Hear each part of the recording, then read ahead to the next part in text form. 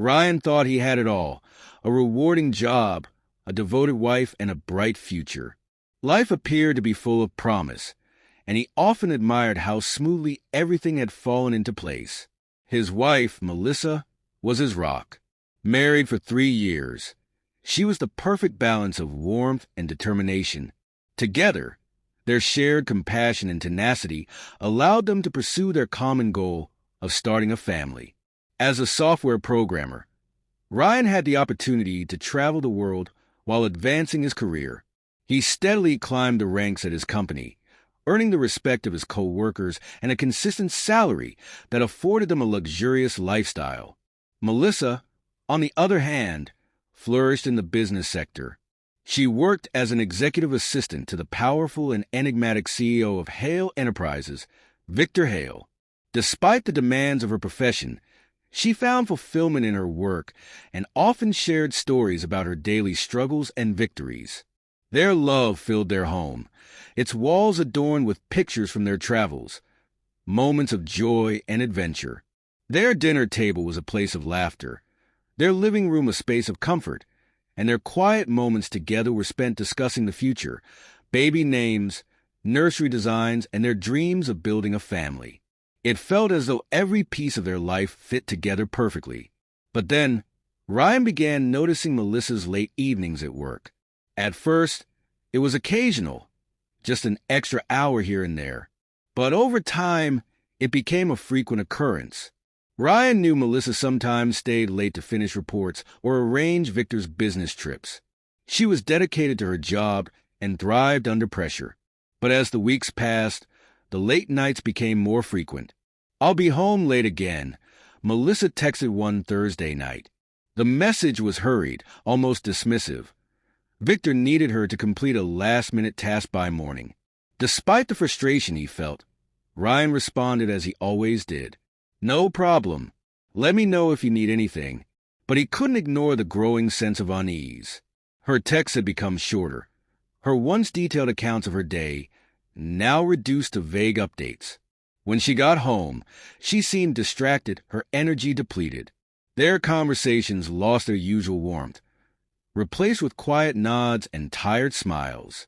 When Ryan finally questioned her about the long hours and Victor's constant demands, she waved it off. "Things have just been stressful lately," she said. "Don't let it take over your life, all right? We still need time together." Melissa smiled, but it didn't reach her eyes. "Things will settle down soon," she reassured him. But it didn't feel convincing. Subtle changes became more apparent.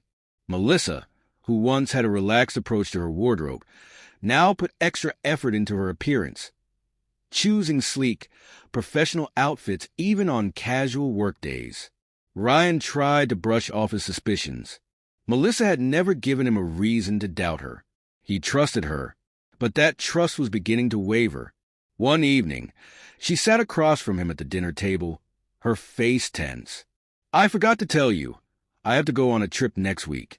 Victor needs me for a client meeting." Ryan frowned.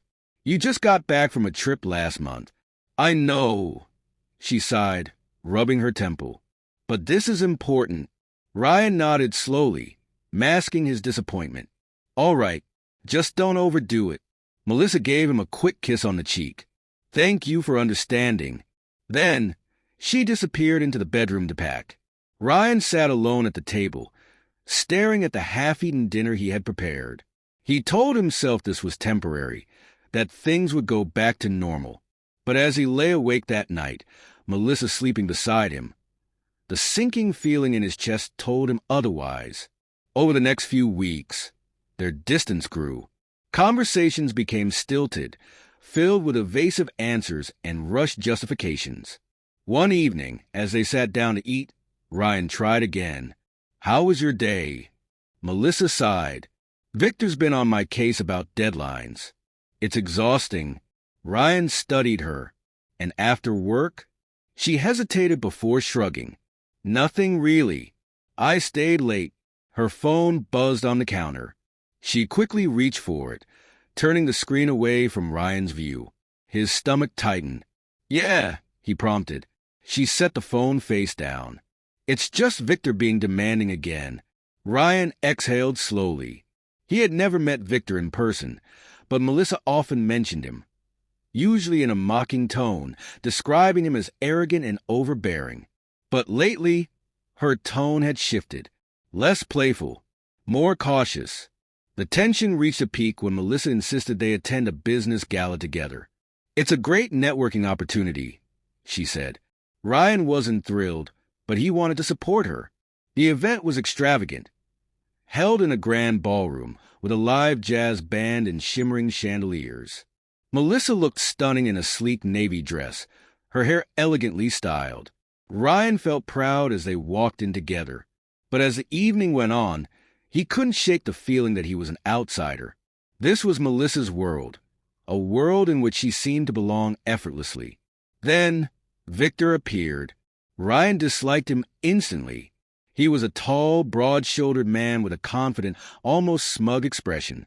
When he shook Ryan's hand, his grip was firm, too firm. His gaze lingered on Melissa a little too long.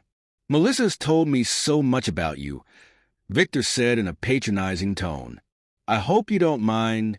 Ryan forced a smile, but his jaw tightened. "She's one of the finest," Victor continued, his eyes never leaving Melissa. "Without her, I couldn't accomplish half of what I do." Ryan noticed a faint flush in Melissa's cheeks. Victor's compliments felt too personal, too familiar. "You're lucky to have her," Ryan said. His voice clipped. Later that night, as they drove home, he finally confronted her. "What's going on? The way Victor looks at you. It's not professional." Melissa sighed, resting her head against the window. "It's just his personality." "You're overreacting, Ryan." Her defensiveness only deepened his suspicions, but he let the conversation drop. The late nights continued, the vague excuses, the guarded glances. Then one evening, Ryan decided he couldn't ignore it anymore. Melissa had sent another short text, last-minute meeting with Victor. "Don't wait up." By 9:30 p.m., the uneasy feeling in his chest had become unbearable. He grabbed his keys and drove to her office. The towering glass skyscraper of Hale Enterprises gleamed under the city lights. Ryan hesitated in the lobby, feeling foolish, until he stepped inside. "I'm here to see my wife, Melissa," he told the security guard. Most of the offices were empty by now, but when Ryan reached her floor, he froze. Through the glass walls, he saw them. Melissa sat at her desk, and Victor leaned over her shoulder, his hand grazing her skin. She was tense but didn't pull away. Ryan's blood ran cold. His heart pounded as he pushed the door open. "What the hell is going on?" he demanded. Melissa jumped, eyes wide. Victor straightened, slipping his hands into his pockets, an infuriating smirk on his face. "What are you doing here?" Victor asked. Ryan's fist clenched. "Don't touch my wife," he said, his voice dangerously low. "And don't speak to me like that." The air in the room was thick with unspoken words. And in that moment, Ryan knew his perfect life was unraveling before his eyes.